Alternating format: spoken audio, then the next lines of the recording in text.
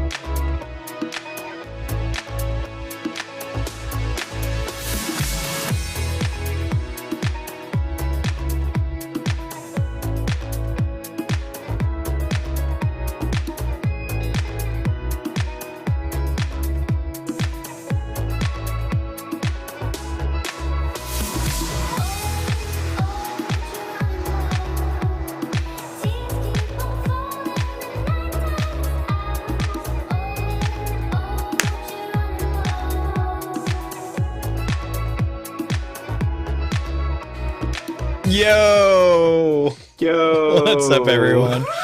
All right, so my prediction was wrong. I put in the chat, I'm like, how many people think Patrick's not going to be watching the timer and like doesn't pay attention until we hear the high five clap thing? And then like 10 seconds, at the 10-second mark, Patrick, like he sits up and he's ready and he goes, I'm like, I forgot to change my headset, and it was too late. I'm like, there was no way that was going to happen in 10 seconds. I was engrossed in the chat, Patrick. I'm sorry.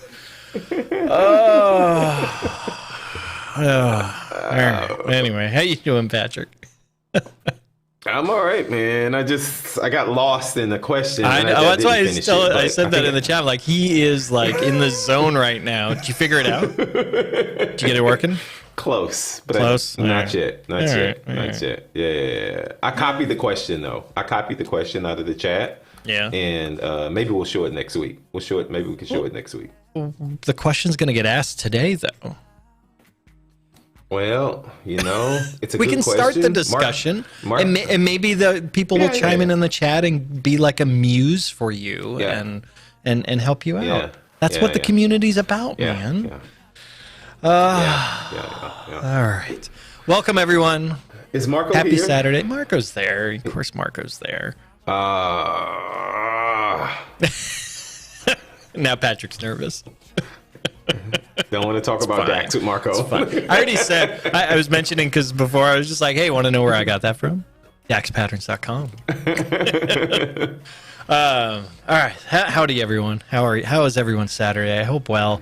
We got past Snowvid with the really low temperatures and whatnot, so we made it out all right. So yeah, man, that's good. And you didn't get much on your end, right? None at all.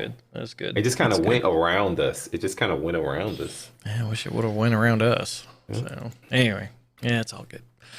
All right, so thank you everyone for being here. Special shout out to the members of Gynacube. Thank you so much. You are the ones that help us do what we do. It's very much appreciated. And special shout out to Jessica Jolly. She got her purple badge for being a supporter for over 12 months. Love it. Wow. Very, very awesome. And if you notice folks with the green names or with the badges next to them, those are members of Gynacube. You can hit the join button. There's a little join thing down below if you're on the browser. I think on a mobile app it's on the side somewhere. You can just check it out. No requirements for it. Just thank you from us. So it's very awesome. If you are new here to Gynacube or just the live stream in general, put hashtag new in the chat. We always love seeing the new faces. Calling that out. We love it. What am I missing? Before we get into the questions, I'm going to call that out. Just be aware, Ignite is next week. I know Laura had asked a question about what sessions. There's going to be some great things for Power BI next week. So it's online. It's a free conference. You do have to register. But be sure to go check that out. There will probably be some announcements for Power BI around there, so I'm sure you'll see it all over the Twitterverse, the blogs, and everything. And then we've got we're going to be doing a happy hour, social hour live stream Wednesday evening U.S. time. Apologies to all the Europe folks. It's going to be pretty late. So we'll be hanging out there, just talking about all the announcements. And then Mr. Chris Finland will be joining us next Saturday to talk more and answer your questions that came out of Ignite. So looking forward to that. Hashtag new. We got Nerd Jock. We've got Joss, Naval, Olivier. Hey, Crystal said. Crystal said, "Don't forget to talk about timeouts." I'm That's going what to. you forgot. I'm going to. No, I haven't forgotten that yet. Okay. I'm holding on that. I'm doing the news right now. Damien, thank you for becoming a new member. Much appreciated. So yeah, we got a couple new Patty's from Illinois. Suckavinder, I don't know if I said that right, is new. Thank you so much for joining us. Laura, the time for the social hour is going to be 6:30 p.m. Central Time, 4:30 p.m. Pacific. I think it's like 1 a.m. and 1:30 a.m. mid Europe. So it's like it's late. It's late for the Europe folks. And then the Chris stream will be at the normal time and channel. What are you laughing at? Oh, chat master. Crystal says Patrick loves me. You are absolutely correct. Crystal, Yeah, Matthew, late Always 30 looking out for you. CT. Yeah. All right. So getting into the questions, I think I got everything out of the way. Getting into the questions, be sure to put Q colon in front of your questions. Chatmaster C is standing by, getting them queued up for us. Please do not spam the questions. The moderators, who are the folks in blue with the little gear icon next to them, they have the power to put you in a timeout. We have a 3-strike rule. You only need to ask once, right? So one time gets it queued up. We try to get to as many as we can. We never get to all of them, and then we will do our best. So, all right.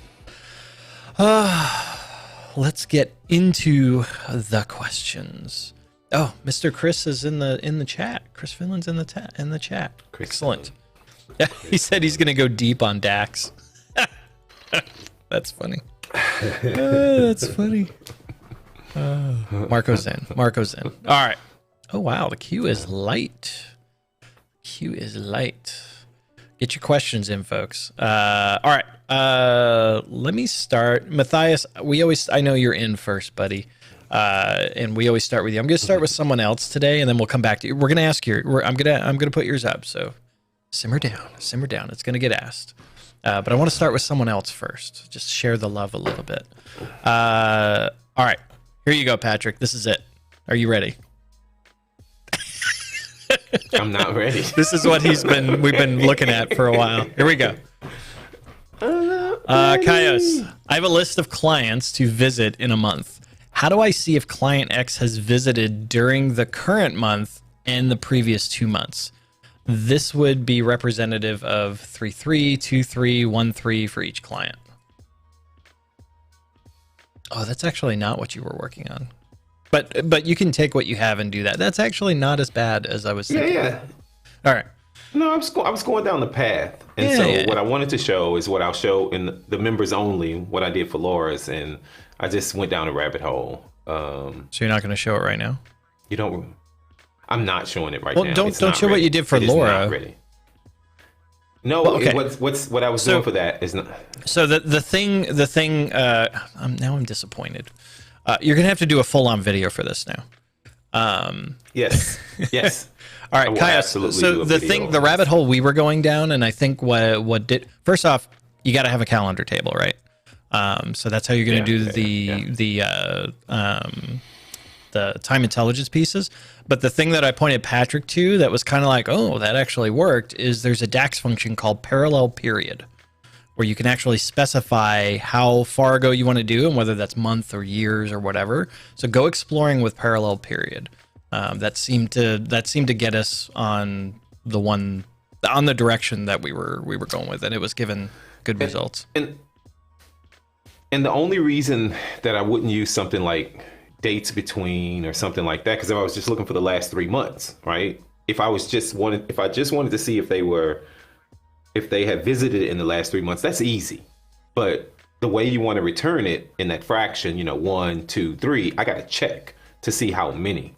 And so just looking at between, dates between or something like that, it's not going to work. And so I have an idea of how to do it, and just stay tuned. I'll do a video on it. So Matthias, I see what you're saying. It's just a count row job. Sure. Yeah. There's some aggregation you're going to do to validate it, but you got to filter it for that given period.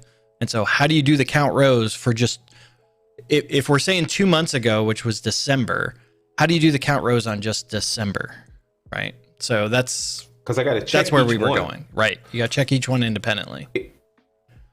Because if they just wanted to see, did they visit in the last 3 months? Piece of cake. That's easy, right? Date, diff, find out the last 3, and that's easy.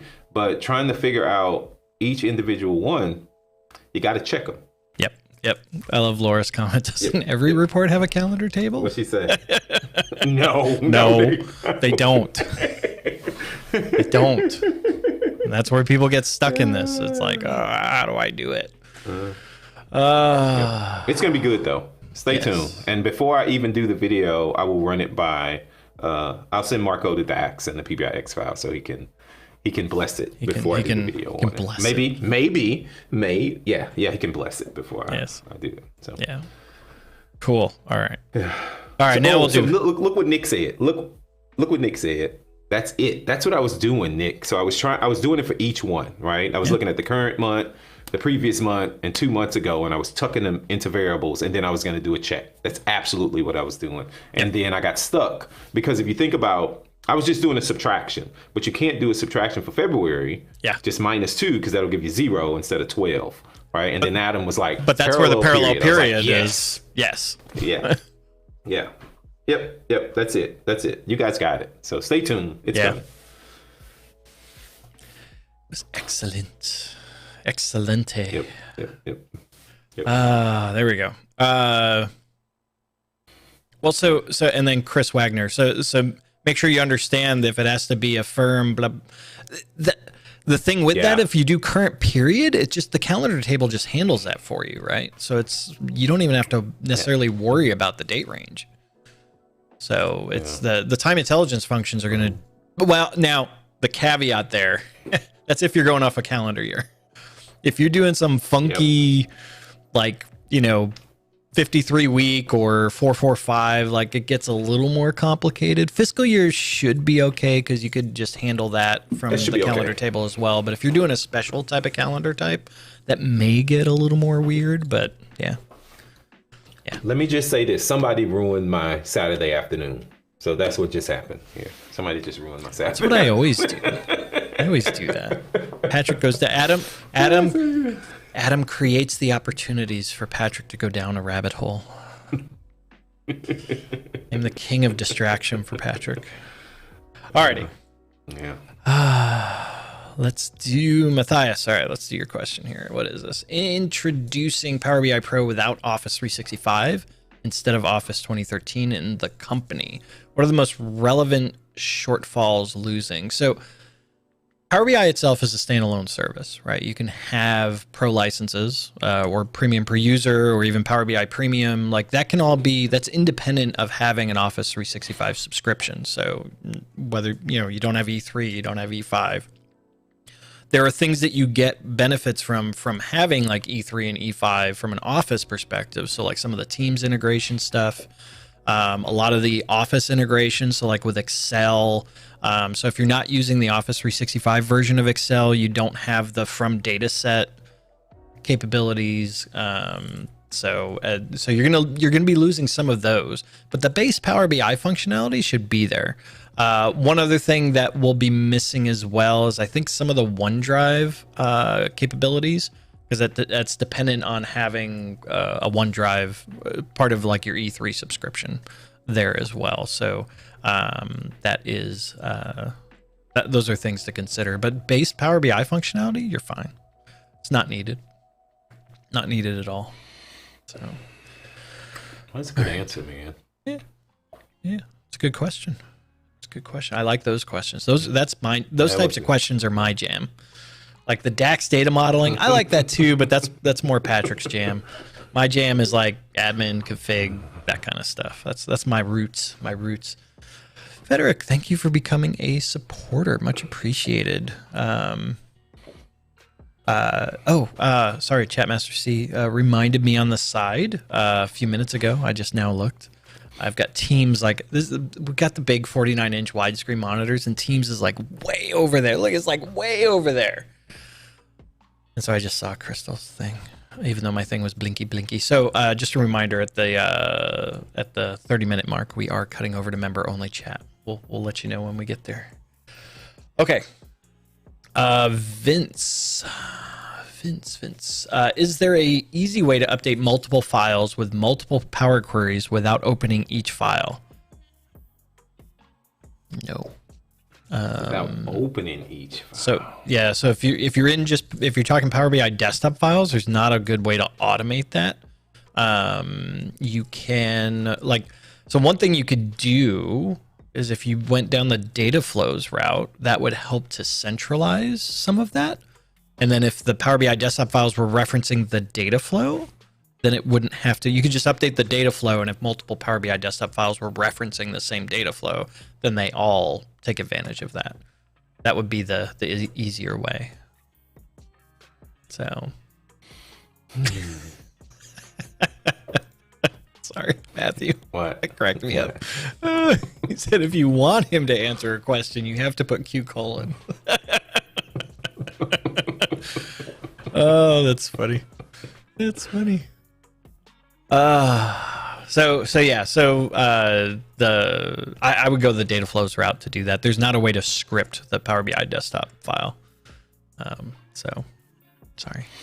Now, if you want to update multiple queries in the same Power BI desktop file, check out Patrick's video that he did on Thursday. That tip was insane.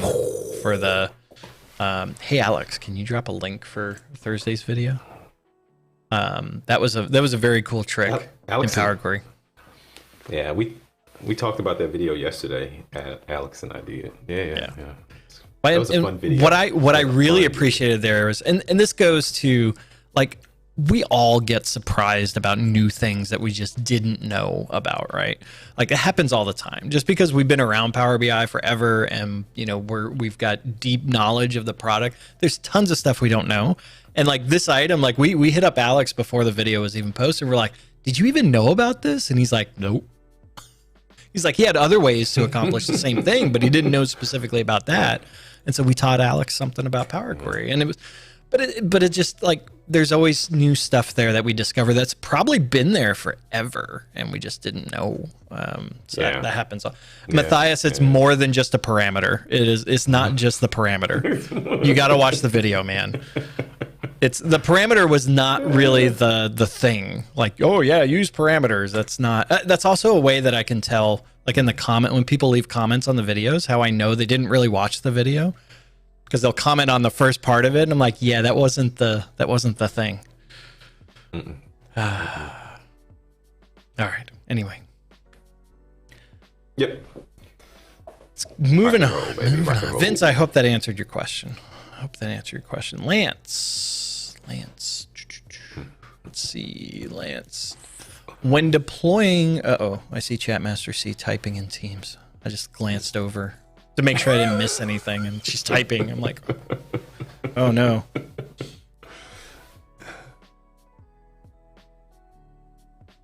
Oh, I don't know. She's talking about member only chat because she said the members got really chatty all of a sudden. People are just chatty. They like to talk. All right, Lance. When deploying to workspaces using deployment pipelines, we need to be the dataset owner in order to publish the dataset in the target. Why is this necessary if you're an admin of the pipeline? It's a good question. My assumption, this is an assumption. I don't know. My real answer here is I don't know. My assumption is the way that it was originally created using some of the APIs under the hoods is it requires administrative rights to go use those items. And so that's why it's doing that. That may be something that will change in the future. So if that is something that you definitely don't want, be sure to go to ideas.powerbi.com and give the feedback or vote it up. I'm sure it exists out there somewhere. So yeah, I don't know. I do know that is a requirement right now, but I think it's just some of the internal technical plumbing of how it works is the reason why. So, okay, let's see. Sandeep, can you share best practices on? Let's see. Can you share best practices on how to move promote reports from dev to test and then to prod? If you already have done a video on the same topic, can you please share the link? So deployment pipeline. So Lance, great way to, this is a great segue. Wow, that was amazing how that worked. Deployment pipelines. We'll do that for you. It is a premium feature. So if you don't have premium, there are some janky ways to do that from a API perspective, but there are gaps. And so you got to kind of play around with it, because you can do the clone reports and clone items between workspaces and try and do it manually, but there are gaps. So you got to be careful about that. But if you want to do it in an automated, supported way, that's there. Deployment pipelines is there, and then the abilities to integrate that with Azure DevOps and GitHub are ways to do it. That is coming soon. So excellent. So now I understand what Chatmaster C was saying. So I said something and the members started putting their questions in the chat. Yeah, hold off, guys. We're not there yet. Yeah, 10 minutes, and then Chatmaster C will clear the queue, and then the members can load it up. All right, Damien, why tiles in my dashboard do not change after a data refresh? I do wait 15 minutes, but nothing happens. One, they need to be repinned each time. Seems to be quite a common thing among Power BI users. So I'd be interested to know if this is import or direct query. If it's direct query, there's like an actual refresh setting that you can apply in terms of the tile refresh and the caching piece. If it's import, I don't know. I would open up a support case on that if it's not what's expected. So, but if it is direct query, it should work. Yeah, it should. The minute the data is refreshed, it should trigger the dashboard tiles for import. For direct query, there's a different cache, and you can adjust that. So yeah, check that out. Cool. All right.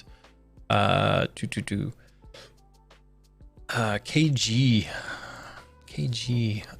Do you know the expected pricing for premium per user? Technically, Patrick and I do know. Can't say. It hasn't been disclosed yet. So just be patient. Wait. Maybe. Ask Chris Finland. Ask Chris Finland. He's in the chat. Chris Finland is the keeper of all. Maybe ask that question next weekend. I don't know. Maybe. Oh, whoops. Yeah, there we go. All right, cool. All right. So Nerd Jock. And slicers. How to make them? There's a video. Yeah, I know there's a video. Do you have the video?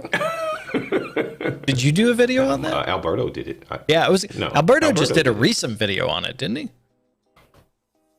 I thought he did a recent video. I believe so. Hang on. He did two videos on it, I think. So they're not specifically titled that, so you've got to kind of look. Hang on. Yeah, Alex is gonna beat me. Alberto has been killing. Alex is gonna beat me. I just saw it not too long ago. There was one. Oh yeah, creating a slicer that filters multiple columns. That was the recent one. It's already it's already there. I did it. Don't worry about it. It's already. Dang it! All right, thank you, Alex. Alex. Already good. Yeah, and then Marco said, if my thing would refresh thing.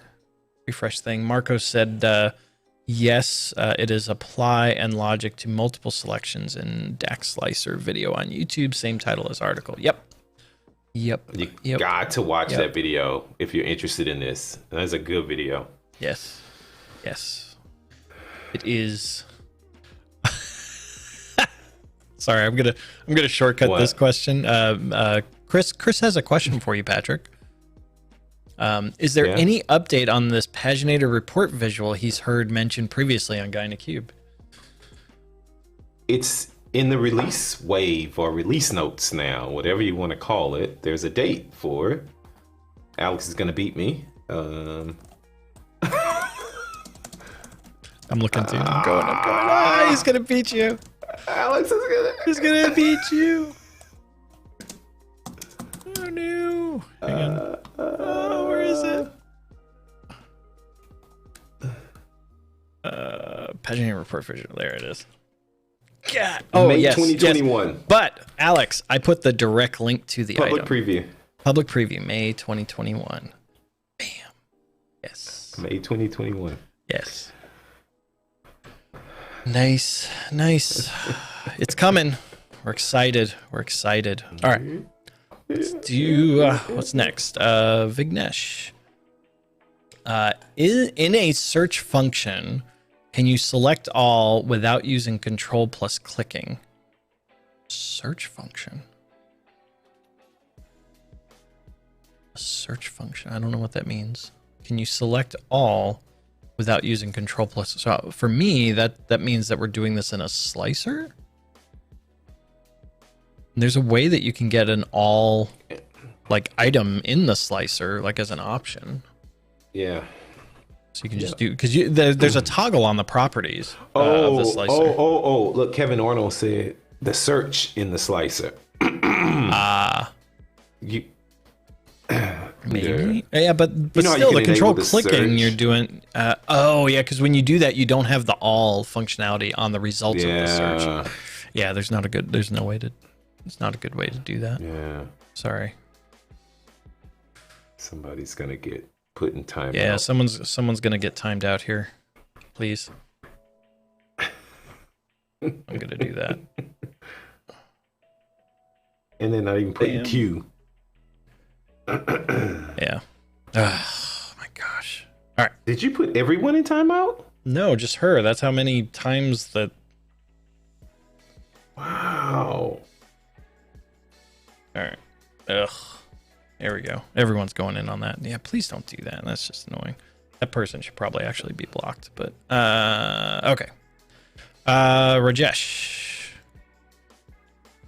Can we import custom visuals in Power BI embedded application, and can we give access to our client to import custom visuals and applications similar to the Power BI service desktop?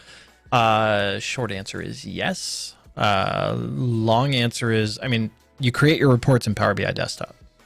You can grab custom visuals, and then you can embed those through Power BI embedded. So yes. Now, if they're creating reports in the actual embedded experience, I'd have to check that to know if that actually supports the ability to pull in custom visuals. That part I don't know off the top of my head. But if they're creating it in Power BI desktop, yes. And then through the embedded APIs, you can actually go through and you can create a custom thing for them to upload their PBIX and get that stored somewhere. So, yeah. Yes. It's just code. It's just code. You can do amazing things with code. All right. I can't pronounce this name. I'm sorry. While extracting data from SQL into Power BI, what would be the best approach? 1, write the query with all the joins. Don't do that. 2, get all tables straight into Power BI and then perform the joins. Don't do that either. Don't get all. Don't do all tables. Yeah. Get the tables you need for what you're doing and create relationships. Use a star schema. Go watch my video. Yes. Use a star schema. Hey Alex, drop the video link for the star schema.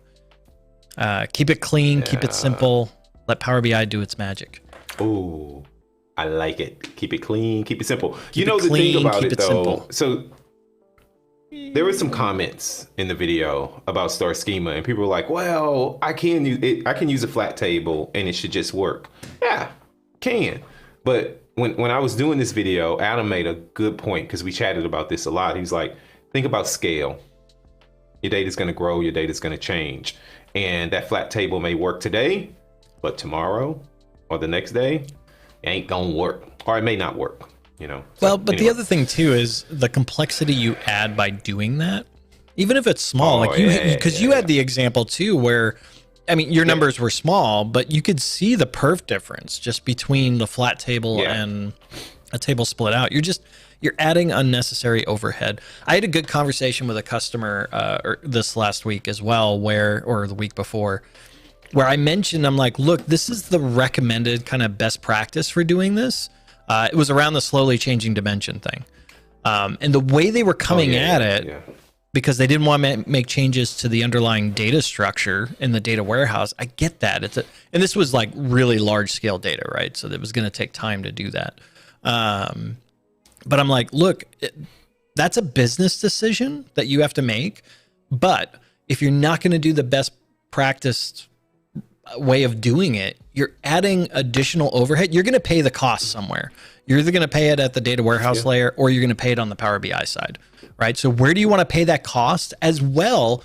So you're paying a cost from a performance perspective, and you're paying a cost from a management perspective of maintaining and working with that. Where do you want to do that? And that's one may perform better than the other, and then you got to maintain it. So yes, it's a challenge. So be careful with it. All right, look at what? Look at Corey Fox's comment. Who uses flat tables anymore? Oh, do we have stories? Oh, do we have stories?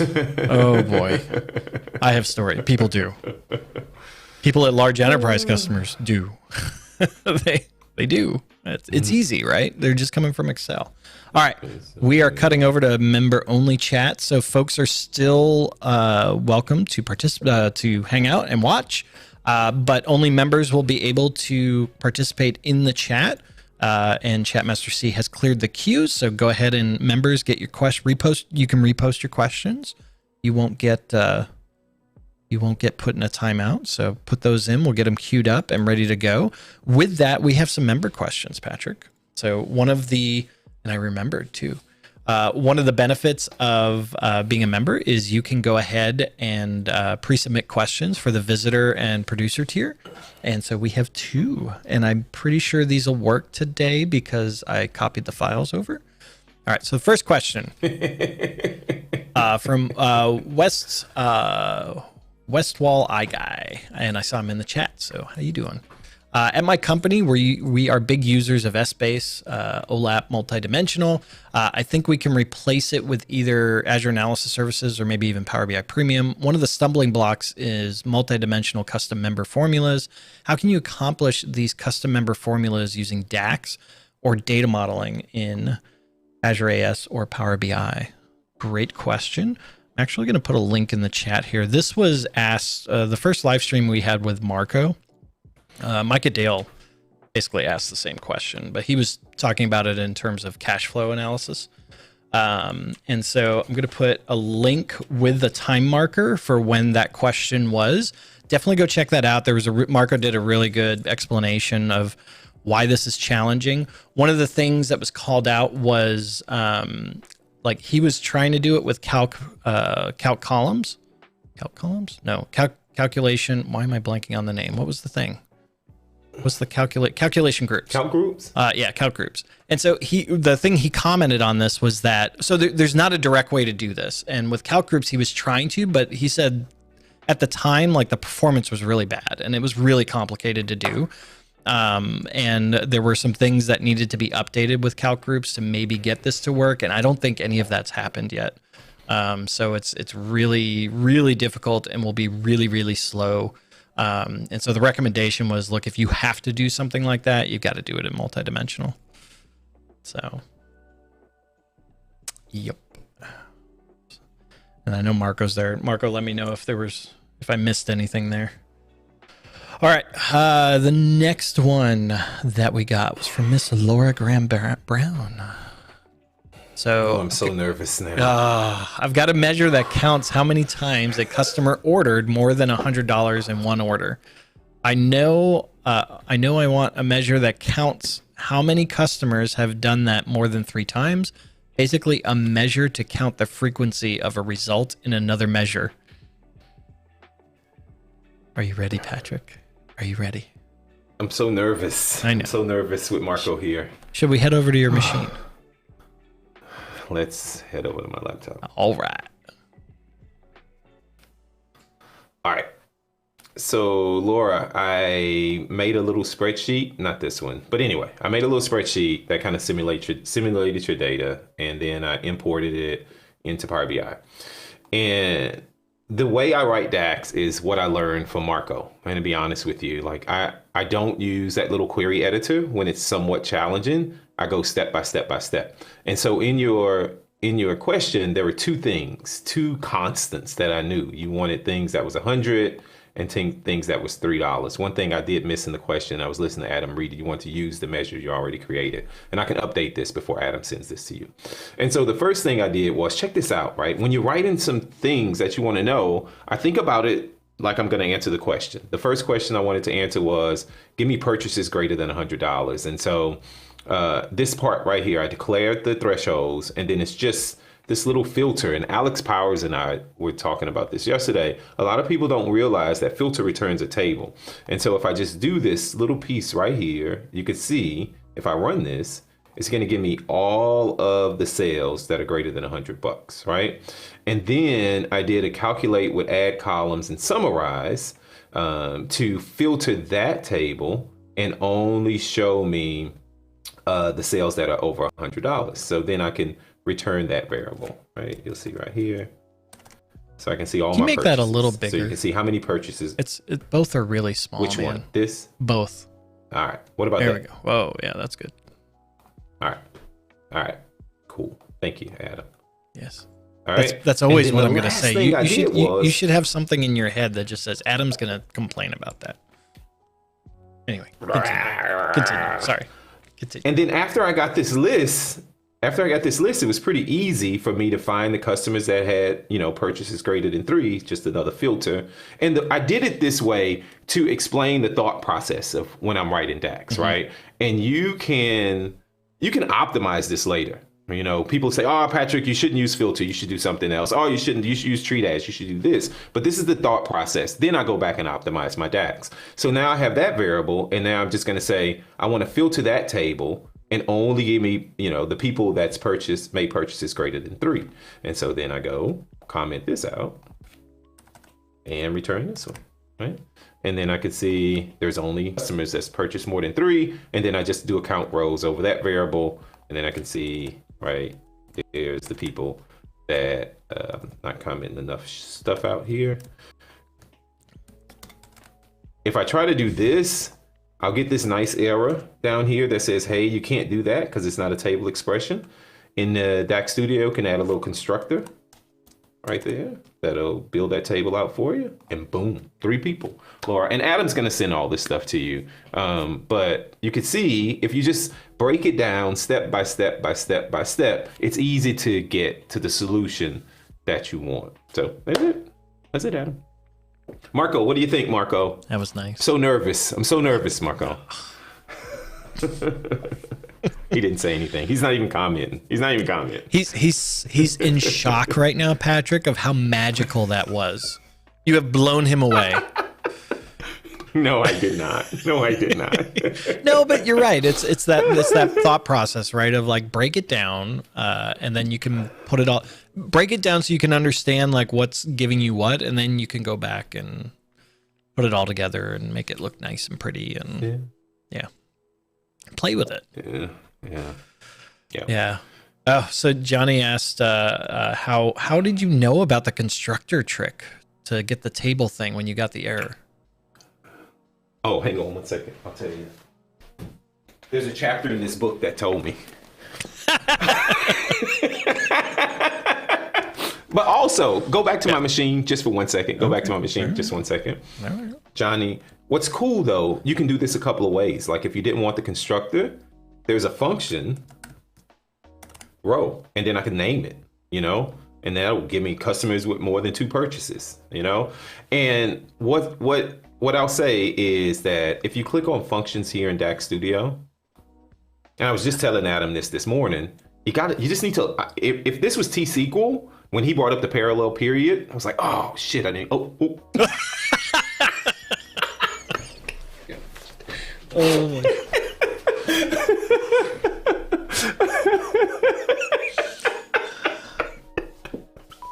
You have a bleep, but what the heck? Hey, go on. I didn't even know. I'm so sorry. Johnny, you just broke Patrick. So functions. You didn't know about the functions. Parallel period, but like I've been doing T-SQL since I was in college. But this DAX, right? They always introduce new functions. You just got to stay abreast of all the new functions that are available. Yes. Well, this is why. So, like, if you don't know, like some of you don't know, but like thinking about just going back and like the time intelligence stuff, like I know there's stuff around that, so let me go explore and try and find things. That's where I went to DAX patterns. So the actual thing that Patrick was doing on, which we were doing for Kaios earlier, like there wasn't a specific item for that specific ask, but just looking at how some of those month items were, like I could discern certain things from the examples that were there, and that's where I saw parallel period. I'm like, oh, I didn't even know that function existed. Let's go try that. What does that do? And then give it a whirl. Yeah. So yeah. Oh, Patrick, you broke it. You broke it. I did. Right. See, you have the button. Chatmaster C said that she wished she could control my audio buttons. And I'm like, yeah, no, that is not going to happen. All right. Yeah. I'm so embarrassed. End urban. All right. Is there a free API to grab time zone data to allow a user to select their time zone and dynamically convert UTC date times into their selected zones? It needs to be considered daylight savings time. So there are videos and blogs out there of how to do time intelligence with Power BI. It's not native inside, so you have to have. So what would be good is to have something that you'll have to have some sort of table that gives you, like a lookup table that gives you the time zone translation stuff, right? And then you can do an option where you could have like a slicer that allows them to convert. And there was something I saw recently, I forget where it came from. I don't know if Alex pointed me to it, or there was something I saw where they did something really cool with the time intelligence, or with the time zone stuff, where there was kind of like an automated kind of hack. Where did I see that? I don't remember. Maybe it was a video. Might have been a video somewhere. I don't remember, but I'd have to search for it. But there are some ways. It's kind of manual though. You got to go build it out yourself. There's not a direct like function in Power BI that's going to do it for you. So yes, Paul. Like go to the internet search engine of your choice, and when you go to Bing, search for Power BI and time zone, and you'll find something, or time conversion or something of that nature. Patrick's still broken. Yes. All right. Good question. Mr. Kevin. When separating model from report files, where is the best place to keep measures that are unique to the report? For example, conditional format, dynamic text boxes. Oh, that's one of two. Where's two? Oh, there's two. Do you recommend a naming standard in case of measures should move in the data model to be shared? Go, Patrick. That's a Patrick question, if I ever heard one. But that's a good question. That's a good question too, Kevin. So if it's you can create report level measures, right? The problem I have with report level measures is they can get lost in the report. And there's always a possibility that logic may be reused in another report. And so I'm not going to say it, but I like to, if everything can be central in a model, put it, in the central model, because of the possibility that it can be reused. If you are 100% confident that it's only going to be used at the report level, use it at the report level, but just you got to document it, maintain it. And absolutely, I recommend naming standards. You saw when I wrote my DAX, I prefix all my variables with the little underscore, just in case, to avoid reusing, ambiguous column names and things like that. So absolutely use a naming standard. Yep. But if you, Kevin, I would move into my shared data model if you can. But it's, I think it's for those types of things, it's a matter of preference. I'm still looking for that time zone thing. Can't find it. Oh well. All right. Ooh, that's a good point, Kevin. That's a good point. Yeah. Waiting on the dev to, Yeah, that is a good point. And so, but that's where it go back to, do it in the report. If it's only just, you run the risk of, I created that conditional formatting for that report. Now I got to go recreate it over and over again. So, but yeah, it's a good point. Yep. What did Matthew say? Yes, as far upstream. Yeah, as far as upstream as possible, as far downstream as necessary. I've been using that with my customers. Yeah. I love it.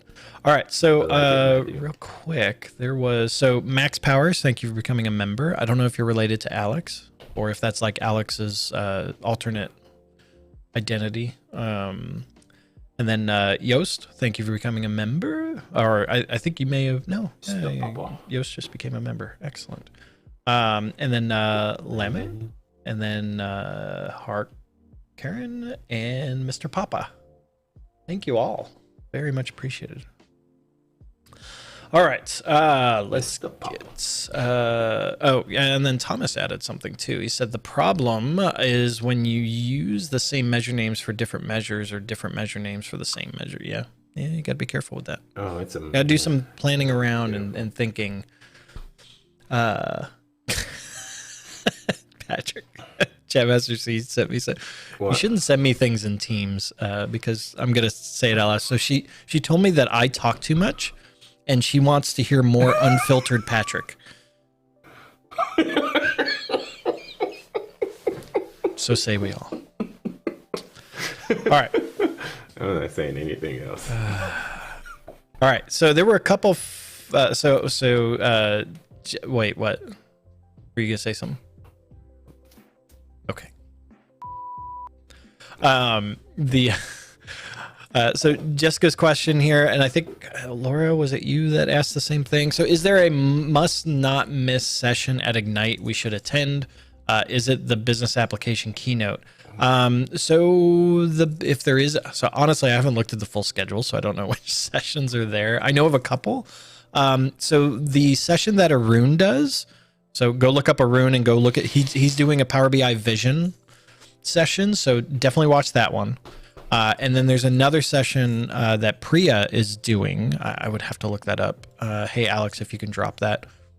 I would watch that one as well.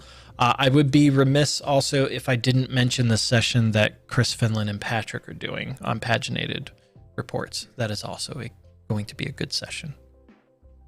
Did you forget? At Ignite? Weren't you doing a session with him at Ignite? No, when was that? There was something you were tagged with Chris on. What was that? Oh, that's the Power BI Summit thing. Never mind. All right, Chris isn't doing a session. There's so many things going on. I don't remember what's going on where. All right, never mind. That's the Power BI Summit. You got time for that one. Yeah, so Arun session and Priya session, those are the two.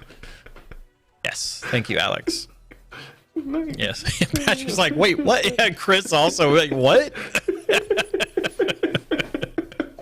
Oh my gosh. That's Power BI Summit. That's in April. Never mind. Forget. Don't listen to me. Matthew's got good news for me. Matthew's got good news for you?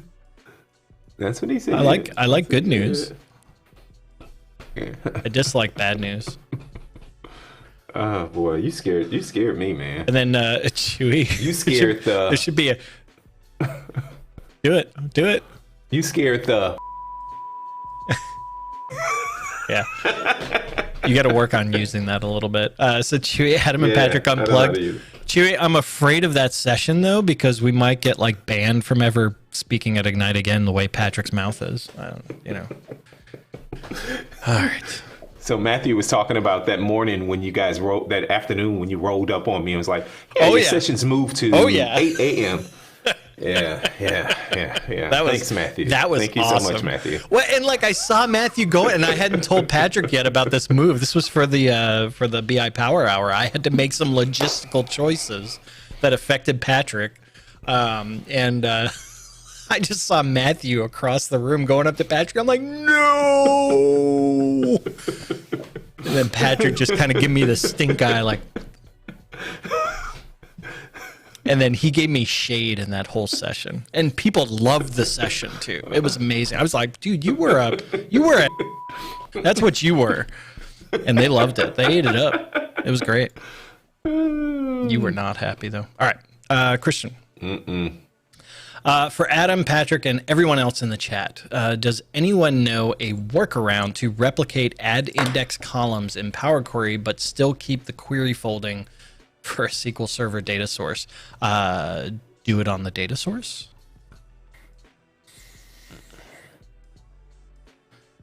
I don't know of a way to avoid breaking the query folding. That's not a foldable. Yeah, because it's got to do it on the Power Query side. Foldable. Yeah. You'd have to do it at the source, maybe a view or something on the source if you have access.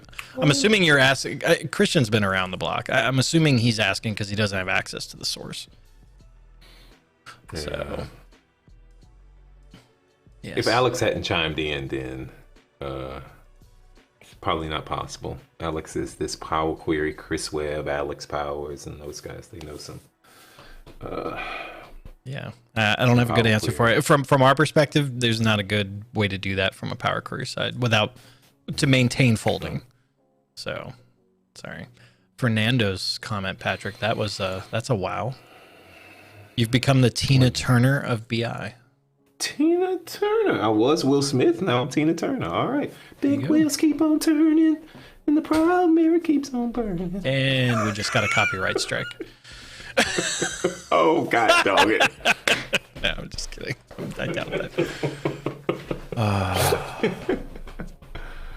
So Nick asked, would putting it in on a reference query work post fold? No, I don't know.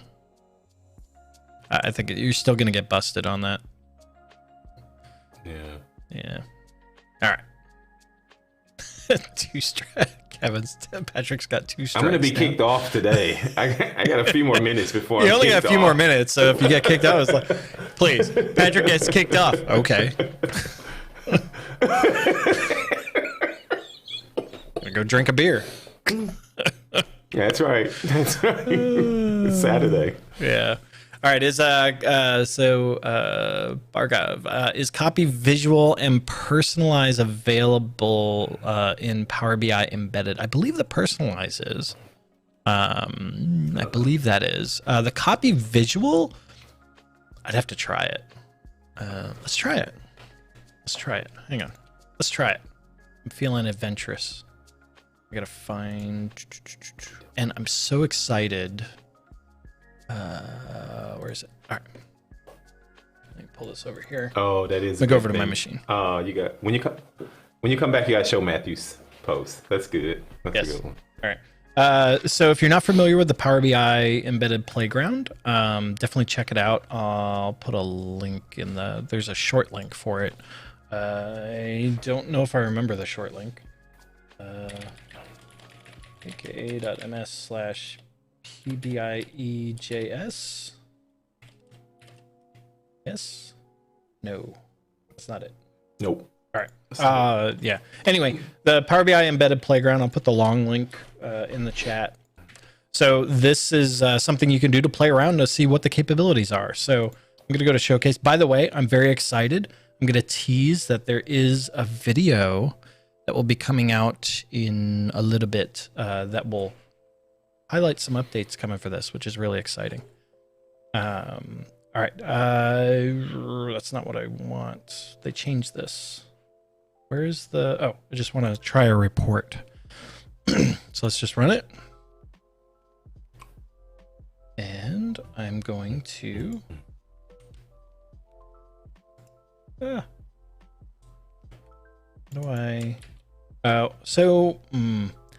in edit? Are you in edit mode? Yeah, you got to be in edit mode to do that. So let's do this. Run.